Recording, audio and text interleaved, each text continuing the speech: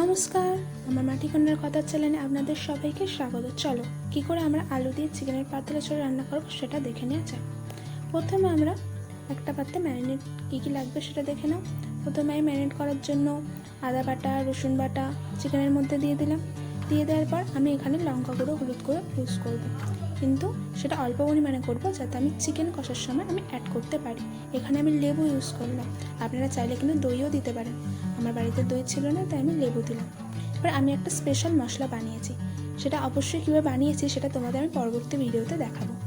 চলো, এবং কিছুটা আমি এর মধ্যে কাঁচা সর্ষের তেল অ্যাড করে দিলাম, খুব বেশি না, মোটামুটি আমি অ্যাড করে দিলাম। চলো ভালো করে মাখিয়ে নেওয়া যাক। এই চিকেনটা ভালো করে মাখিয়ে কিন্তু আমি আধ ঘন্টার জন্য ফ্রিজে রেখে দেবো। চলো ওদিকে আলুটা ভেজে নেওয়া যাক। আমি আলুটা ভাজার জন্য পাত্রে তেল গরম করে নিলাম, এক এক করে আমি আলুগুলো দিয়ে দিলাম। আলুগুলো একদম ভালো করে লাল লাল করে ভেজে নিতে হবে। সেই জন্য আলুর মধ্যে আমি কিছুটা হলুদ গুঁড়ো অ্যাড করলাম, যাতে রঙটা খুব সুন্দর আসে।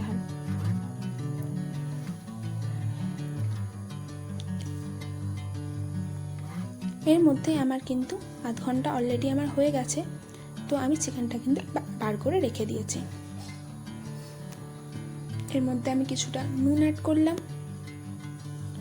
দেখতে পাচ্ছ কতটা সুন্দর আলুর রং এসেছে, একদম সুন্দর করে ভাজা হয়ে গেছে আমার আলুগুলো। চলো একটা পাত্রে ঢেলে নেওয়া যাক। দেখতেই পাচ্ছ আমি চিকেনটা পাশে বের করে নিয়েছি।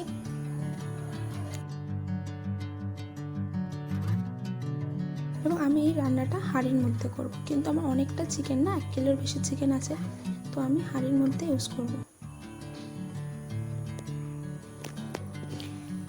এবং আমি এই তেলের মধ্যে কিছু গোটা গরম মশলা অ্যাড করব, একটা শুকনো লঙ্কা, একটা তেজপাতা, লবঙ্গ এবং দারচিনি এবং এলাচ তার সাথে অ্যাড করে নিলাম। এবং কিছুটা পরিমাণ আমি কিন্তু এখানে চিনি অ্যাড করব, অল্প পরিমাণ চিনি দেবে যাতে ঝোলের কালারটা খুব সুন্দর আসে। এবার আমি এক এক করে কিন্তু আমি যে পেঁয়াজ কুচিয়ে রেখেছিলাম সেগুলো এক এক করে পেঁয়াজ কুচিগুলো দিয়ে দেবো। এবং পেঁয়াজ কুচির মধ্যে আমি না কিছুটা নুন অ্যাড করবো। নুন দিলে না পেঁয়াজটা অর্ধেকটাই একদম ভালো করে ভাজা হয়ে যাবে। এর মধ্যে কি আমি টমেটো পেস্ট অ্যাড করলাম, এবং টমেটো পেস্টটা দিলে ঝোলের রঙটা অনেকটাই সুন্দর আসবে। এবং দেখতেই পাচ্ছ একদম পেঁয়াজটা একদম সুন্দর করে লাল লাল করে ভেজে নিতে হবে।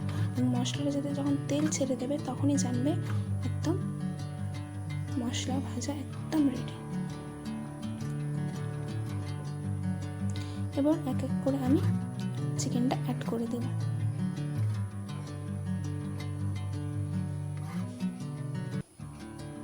দেখতেই পাচ্ছ অনেকটা পরিমাণ চিকেন, সেই মতো আমি মশলা ইউজ করেছি। এবং আমি না খুব বেশি মশলা ইউজ করব না, এই এত গরমে বেশি মশলাতে খাবার আমার একদমই ভালো লাগে না।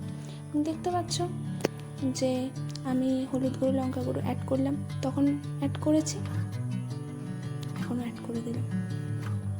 এবং আমি এখানে কাশ্মীরি মির্চ ইউজ করেছি যাতে ঝোলের রঙটা খুব সুন্দর আসে। এবং আমি কিছুটা নুনও অ্যাড করে দিলাম। এবং এর মধ্যে আমি আলুগুলো দিয়ে দিলাম, যাতে আলুগুলো তাড়াতাড়ি আমার সিদ্ধ হয়ে যায়, কারণ আমি চিকেনটা ম্যারিনেট করে রেখেছিলাম, তো চিকেন আমার সিদ্ধ হতে বেশি সময় লাগবে না, তাই আমি আলুগুলো আগেই দিয়ে দিলাম। দেখতে পাচ্ছ চিকেনটা কষার জন্য আমি না 1 কাপ গরম জল ইউজ করেছি, যাতে নিচে না লেগে না যায় মশলাটা। এবং গরম জল সমস্ত তরকারিতে ইউজ করলে খুব সুন্দর তরকারির স্বাদ আসে। দেখতেই পাচ্ছ আমার চিকেন কষা একদম হয়ে গেছে। আমি না চিকেন কষা, আমার দিদি না খুব চিকেন কষা খেতে ভালোবাসে, তো আমার দিদির জন্য চিকেন কষা তুলে রাখলাম একটা প্লেটে।